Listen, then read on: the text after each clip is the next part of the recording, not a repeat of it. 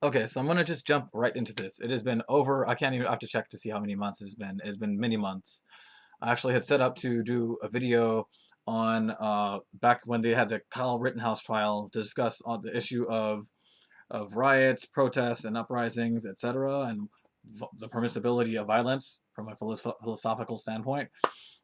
This is something Philosophy Tube was able to beat me. Well, actually, I had the concept. I shot the video with a colleague of mine who I paid to help me do more professional video, but unfortunately, there were technical difficulties, and he lost the data to that, or something with his computer happened, and so that's lost now to time. Fortunately, most of it's in my mind still, so I can remember the gist of that argument. That is a much shorter video, but presently we're now dealing with, like this month later now, we're dealing with another major conflict going on in the world that is also a result of capitalism in no small way, and I want to jump on that. But first, let me finish, like, do an abridged version of the first video I was supposed to do way back when. Philosophy Tube ended up doing it, like, I think maybe 2 or 3 weeks after I did it, which I'm like, I was so pleased with myself for having thought about this and put together a video before it was like on their radar. And I highly respect Philosophy Tube and like ContraPoints and other YouTubers of that quality and nature. So I mean, I was very thrilled that I had a concept that was a pressing topic that was picked up, and I was ahead of the curve at the time. And so I'm in the spirit of trying to get more done. I don't have a lot of time to make these videos, and I don't have anybody to edit or do any of the stuff I would like to do uh, in terms of style and adding specific content or media to it to make it fancy. But what matters most is I need to start getting out the content and thoughts and like adding to the like evolving discussions that are being had or maybe aren't being had. So in that regard, I'm gonna just do a .5 episode. This will be like, I mean, I guess it shouldn't be even a full episode because I can distill this discussion on violence and the different kinds of like the in a protest, whether a protest has violence or is a riot or is an uprising. This is how I want to like. I want to have this conversation first, and then we can move on to the relationship of this and the Ukraine Russia conflict right now that's going on as we speak. I'm way behind on the previous one, so I want to knock that one out pretty quickly. It's sadly still relevant in its own ways. It's just now been pushed to the back burner for the time being, even though Kyle Rittenhouse has now been acquitted essentially. And like, yeah, a lot of things have already happened, and I forgot whether I had done the video right before he got acquitted or leading up to his acquittal. But basically, the motherfucker got away. I gotta stop cursing him. he, I don't like him. I think he's a bad person, and I think he had the justifications he gave. I thought were not good for his reasons for being there, his actions, all that, and the people who were in charge of like moderating and should also like. I think they should have been punished in some way, shape, or form. But that is beside the point. We need to discuss the issue of when is violence permissible in regards to these group forms of group violence, right? Because these things happen, right? You have your riots, you have your protests, you have, and sometimes protests will have a riot or not like result in a riot, or riot might result in a protest, just under depending on circumstances. A lot of things are uh, intertwined, right, and causal, and will influence other things. They're interconnected. So I try to draw from Buddhist metaphysics and their understanding of dependent origination, that things come into existence together in like as a, like a network of sorts or a web. So like you don't get shadow without having light, right? They come together. They come into existence together, generally speaking, right? This is the simplified version of the Buddhist metaphysics I'm drawing from. I think they're pretty sound in that regard. There's lots of like more complex metaphysical things within Buddhism and other stuff you can think about.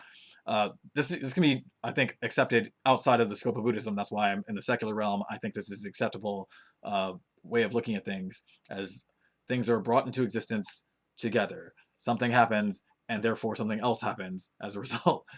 If you want to stop one thing, it generally means that you have to stop the former thing helping to bring about that thing in the first place, right? And that's one of the reasons I like harp on capitalism so much in these videos that I've been doing over the last year or so. They've unfortunately been spaced; they're few and far between. But I really care about this kind of project, and I want to get content out there. I want to contribute to the overarching discussion, even if it's something that's not popular right now. Hopefully, maybe it'll be useful to somebody. So, with that aside, let me give you the brief abridged version I wrote down here to kind of come to an understanding of how I'm conceptualizing this. So, essentially, a riot is a form of protest in some way, shape, or form, right? It's like not an approval usually, right? Uh, an uprising is also a form of protest.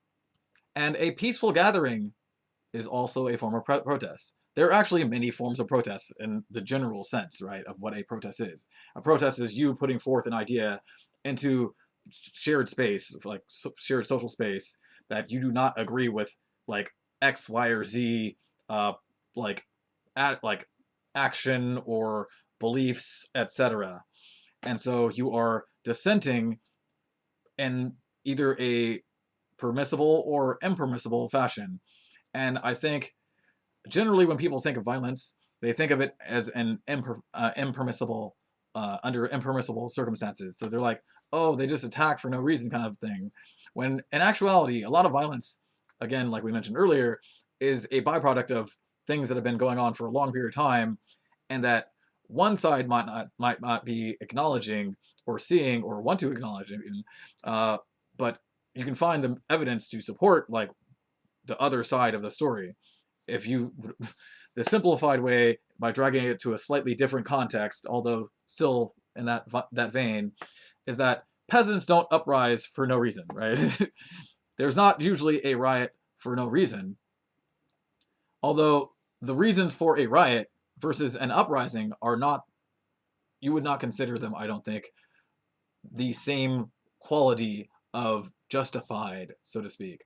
You would generally say you might generally say a riot is not a justified circumstance for violence or a justifiable form of dissent, unless barring X, Y, or Z reasons. Like we'll leave off the potential caveats. In which case, I would actually probably define those caveats. I would probably define within the vein of an uprising in most cases. So this is where we need to distinguish, because we know what a peaceful protest looks like. It's where there is no violence in theory, right? There's no like literal violence anyway, right?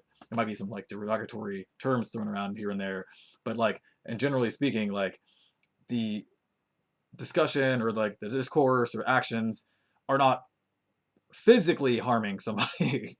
I think that's the least we can ask for in our civil society. Civil, right? uh, However, our society isn't always so civil, and so that's something we need to address as well. So, in many circumstances, especially within like underserved and basically exploited or abused communities, i.e., the black community has been exploited, abused, underserved within the United States. There shouldn't even be fucking like an argument. Oh my gosh, gotta try and stop cursing. There shouldn't be an argument about whether the black community is underserved, is abused, or exploited. It is all three of those things. I don't think anybody, the people who I think are sensible, will generally be able to agree to at least that much. Now, moving on.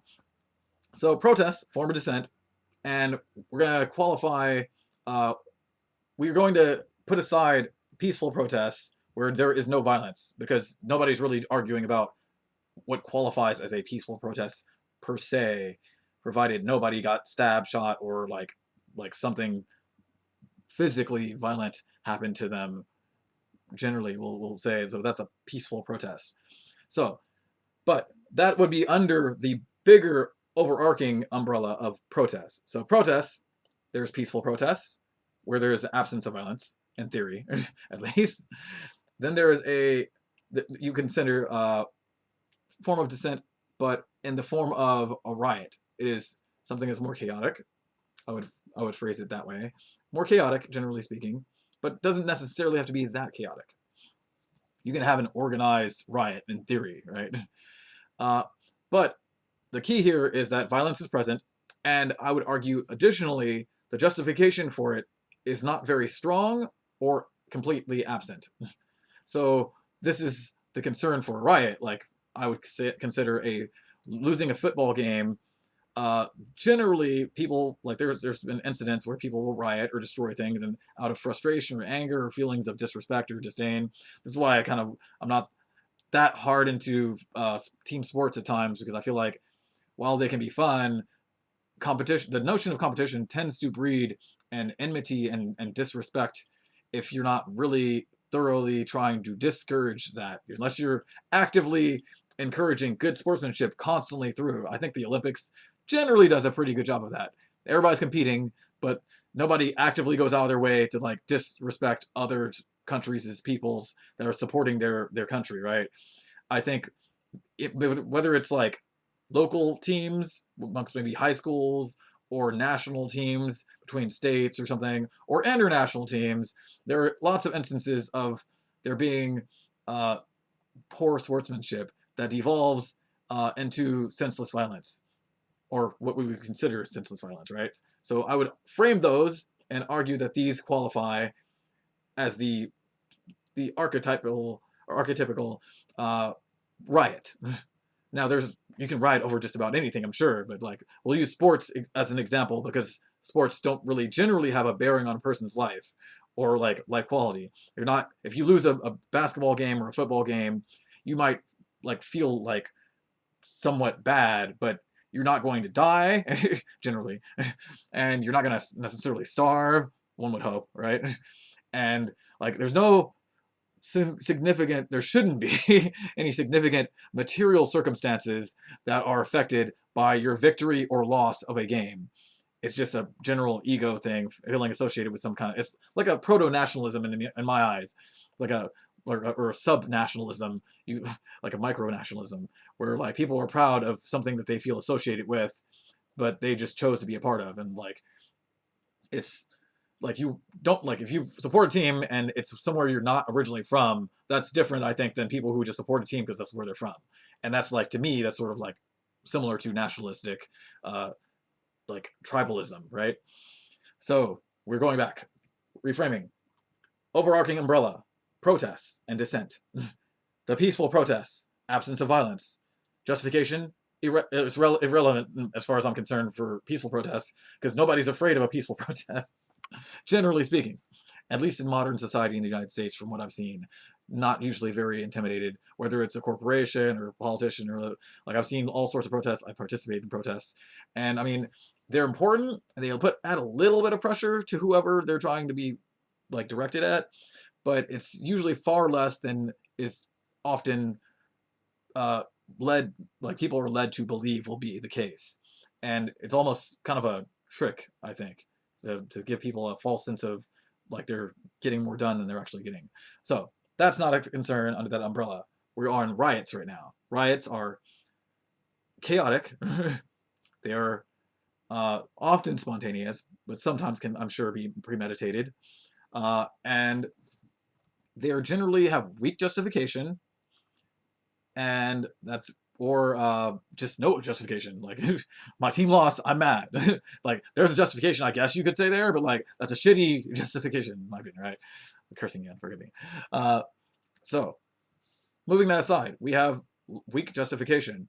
What constitutes a weak justification? I hope it's kind of clear enough. Like it's not. I didn't 100% clarify, and that's probably for the best. But I think there's a general understanding that like certain things involving your ego and that do not affect your material circumstances for the quality of life that you have uh, aren't worth like they're not sound grounds to enact violence, to instantiate and feel like, oh, I should like attack somebody, right? Now we are going to move over to the final category I have here under the umbrella of dissent and protest. There's peaceful protests, absence of violence, and justification, generally irrelevant. Then we have a riot. A riot has violence, generally, right? It's hard to imagine a riot without violence, right? And then, and maybe at least destruction of things, right? So can maybe term that as violence. I differentiate that personally, but like, yeah, it was include that for the sake of general consensus. And then under that, there is weak or absent justification for violence. Then we have an uprising. Now that's the one I want to touch on the most, because I think a lot of things that are framed in American society as being a riot, especially by conservatives, are actually uprisings. So this is when like you have the presence of violence that may or may not occur, and often can be any amount of violence is often framed as being a riot. But I think this is poor reasoning. I think it's poorly reasoned and unfair because it's ignoring the material circumstances under why the violence occurs, when in many other circumstances, whether it's a war or any other situation, you consider why the war is being fought. You consider why somebody was, like, even in self-defense cases, you're thinking about why did this person do X, Y, or Z, so that they felt like they needed to hurt this person, right? So we're going to why the violence, right? And an uprising. And uprisings, I think the obvious example to go with is like peasants being oppressed and they feel like they are being exploited, abused, their material circumstances are worsening, right? So this is where we need to get, this is like, I think the key to grasping the difference between the three and why I would qualify an uprising given solid reasoning. Like to me, there are technically also good and bad uprisings. You can have an uprising of fascists, for example, and like the Capitol riots are technically, I mean, I would consider them riots, but you could also, they would understand them from their perspective as it as an uprising. Now, from an intersubjective standpoint, I still consider it like a fascist, or like fascist riot. They were not, they were trying to overthrow the government. So it had, like, at best, it could be considered an, like, negative uprising. Let's put it that way. But I still feel like it's better to qualify that as a riot. Their goal was basically to come and intimidate and change, like, bypass the rules of our election system. They were like, oh, we lost. No, we didn't. And then go in, utilize violence when there was not necessary. It was like, they weren't like, they could, there's ways to go about this. And it's funny because conservatives will often encourage, like, oppressed communities of people and fault them for responding after long periods of time of protests peacefully and like whatnot, as like when there is an instance of violence, they're like, you guys are all violent. When I think this is just a mischaracterization. It's a tool to like kind of detract and kind of like even project what they do in a lot of ways. You guys are just being violent because you're warlike animals or something like that. That's how they're probably thinking, right? But generally speaking, an uprising is because there's a material circumstances change. Now, you could maybe, I try to differentiate whose perspective you're seeing things in. I'm arguing from an intersubjective perspective, which is, the goal is to take into account the, like, it's a pro-social way of looking at this. We're looking at different understandings regarding like what's generally acceptable regarding violence and what's generally not acceptable. And I think we have a approximate guess, barring like some very like nuanced cases. And then there's basically the uprisings, right? So I want to make sure I don't lose track. I can't edit this. Basically, for an uprising, it is generally, at least minimally, like well enough justified. The material circumstances of a group of people, usually over like a pattern of history of time, have been deteriorating, and their concerns and issues and well-being have not been respected by the overarching group to which they are a party of, right? And usually that's why I would also factor in for uprising, you want to think what constitutes good justification. I wrote this down. I say power dynamics. Is this group powerful or not powerful? If they're not powerful, that often is a indicator that they're being like potentially exploited, or at least at a disadvantage, right? Now, one could say like, oh, Nazis are at a disadvantage, right? There's technically, I hope, a minority of the United States, right? I would like to believe, but I fear every day maybe that's not the case. But let's assume the better world, and they're still a minority, hopefully, right? And they might feel they are being oppressed from their perspective. However, from the interested objective standpoint, what their ultimate goal is a form of supremacy. It's white supremacy. Like, they don't want an equitable world where it's like people have equal access to resources and opportunities and like tools and whatnot. They feel a sense of like manifest destiny of sort of on the like personal scale, like, oh, I'm better than these people, or we're better, like people for inherent reasons of like skin color or something, depends on their what kind of like bigotry or racism or xenophobia they're subscribing to, or misogyny even, or like sex discrimination or something, right? But whatever discrimination that's not a rational discrimination that they're like drawing on, they're usually using it in terms of like ultimately arguing for like it's for the sake of achieving supremacy. And I've met people of all different colors that can do this, but of course, European and European American people are historically famous for this. It's like, I mean, if you didn't read any or hear any of history, slavery, Native American genocide, and colonization, on and on. Like, there's too many examples, and yet it's like kind of overwhelming to even go through like all of them. I just we have the premise and understanding of what these things are. So, power dynamic, a pattern of behavior over time, which is key, I think, in instantiating, like, to demonstrate, like, whether this is well reasoned. There could be one instance of violence that's happened arbitrarily between two groups of people, but it's not part of a pattern that has been formed over history, and this power dynamic is not a part of a pattern of inequity that's been visited upon one group by another, usually the larger group, right? Then I don't think it's really well justified. So, for the justification, what makes an uprising justifiable enough, at minimum, is there's a pattern and there's power dynamic. One is generally the weaker. If the weaker is uprising against the stronger, it usually implies that like there's a inequity in power, so power disparity, and then I also include the factor of there being a history or pattern of behavior by one group against another in a fashion that basically alienates, unjustly alienates, and like destroys the ability of that group to achieve subsistence based upon inherent qualities that they have. It's not based upon their ideas. This is the difference. I want to make sure it's very clear, and I think it's very important to think about. What makes somebody generally a bad person, of course, is not what they are like physically born as.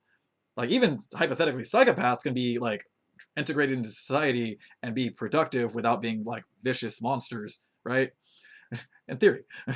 So I mean, let's go scale that back just to normal people. Most people aren't evil per se based upon their skin color, the sex they were, or et cetera, et cetera. They resort to evil behavior if not for like some kind of mental issue, which is possible across all like race, class, gender, sex, etc. If not for like a biological reason, it's because of more than likely about an environmental circumstance and or series of circumstances that could be mitigated by our system, our society and system that it runs upon, namely our economic system and our political system and social society, like how it's structured. So part of the example I'd like to use is for, I hate to have to use black people for everything, so I'll try and use other groups of people.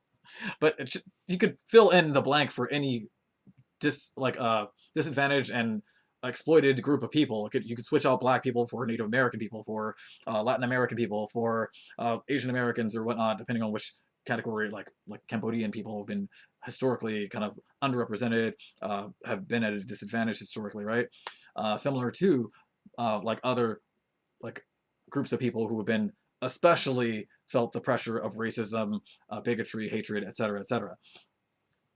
Now, so let's tie this back together. The last one be generally somebody will not like the justification will be on grounds of you're destroying their material well-being, not wealth, their ability to survive. If you're taking their land, taking their ability to live without giving them like something in exchange that will permit them to continue to exist, like you don't want to starve out a people, and this is why like I'm now on the side of I'm kind of more and more against sanctions, because I've listened to a very compelling argument recently about that I'll visit in another time. But you don't want to like put people in a desperate position just like because, right? So you can't get mad at a group of people if you've stolen their like equity in society, if you've stolen their ability to have equal justice, uh, decent like relatively like equal enough in terms of wealth. If you've like created this massive disparity between groups of people financially, you cannot be mad at the people who have little turning on the people who have essentially hoarded most of the wealth. Uh, Capitalism, right? But yeah, so that, and sometimes in terms of like degrading of a person's dignity. Now, like this is another way of I think you kind of reduce a person's humanity to the point like that is actually materially affecting their ability to survive. Now, that's a more complicated, out there thing to have to go into detail on. So I'll conclude around this point. We're at 25 minutes already. I hate when I go near 30 minutes. But the goal here was just to outline that an uprising is justified. The Kenosha, I almost used the term. The Kenosha protest, it was under the umbrella of protest, that happened was in essence to reject white supremacy and systemic racism and other things visited upon, negative things visited upon the black community and upon the community at large, because it's not just black people who are affected by police brutality, and et cetera, et cetera. So the uprising was pushed into the arms of a group like the police should be faulted for this, because I found out that they were the ones who drove the protesters into the direction of people who were armed right-wing, I would consider fascist, people who were the opposite antithesis. And of course, this increases the probability of like an undesirable outcome following. And we're amazed, I'm kind of amazed that actually it wasn't much worse than it actually was, but it's sadly not surprising at all.